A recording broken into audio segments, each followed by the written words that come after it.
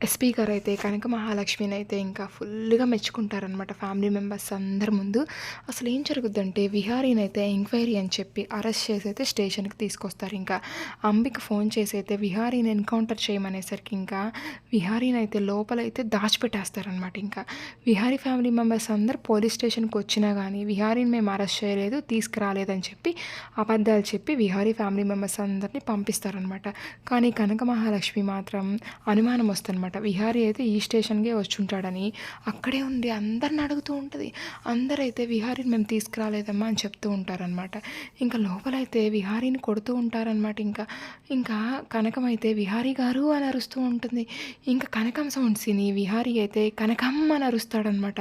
అప్పుడు డౌట్ వస్తదనమాట కనక మహాలక్ష్మికి విహారీ గారైతే ఇక్కడే ఉన్నారు అని. ఇంకా పోలీస్ స్టేషన్ ముందు కూర్చొని ధర్నా చేస్తూ ఉంటదనమాట ఇంకా.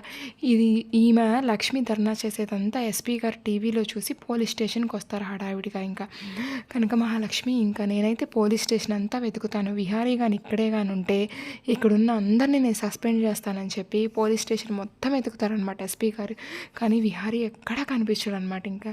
ఇంకా లక్ష్మికైతే ఎస్పీ గారు తన విజిటింగ్ కార్డ్ ఇచ్చి ఇందులో ఉన్న నెంబర్‌కి కాల్ చేయమ్మా, నీకేదన్నా అవసరమైతే విహారీ ఎక్కడున్నా పట్టుకొచ్చి నీకు అప్పచెప్తానని చెప్పి ఎస్పీ గారు అక్కడి నుంచి వెళ్ళిపోతారనమాట.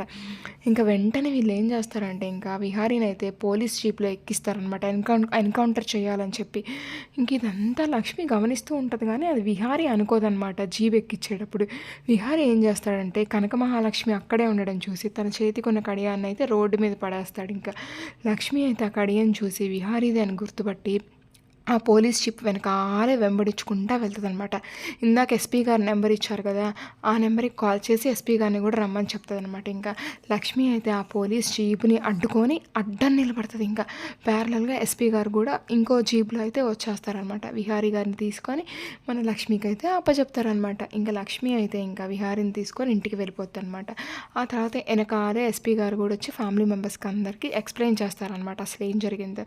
ఇంకా లక్ష్మి నువ్వు చాలా గట్టిదానివి, ఇవాళ నీ వల్లే విహారీ అయితే బతికి బయటపడ్డాడని మెచ్చుకుంటాడనమాట ఇంకా. నెక్స్ట్ అయితే ఇంకా విహారీని లోపలికి తీసుకెళ్తే సహస్ర అయితే సేవలు చేస్తూ ఉంటదనమాట ఇంకా. విహారీ వాళ్ళ అమ్మ అయితే లక్ష్మికి అయితే చాలా థ్యాంక్స్ చెప్తదనమాట ఇంకా. అసలు ఏం జరుగుతుందో చూద్దాం. Thank you.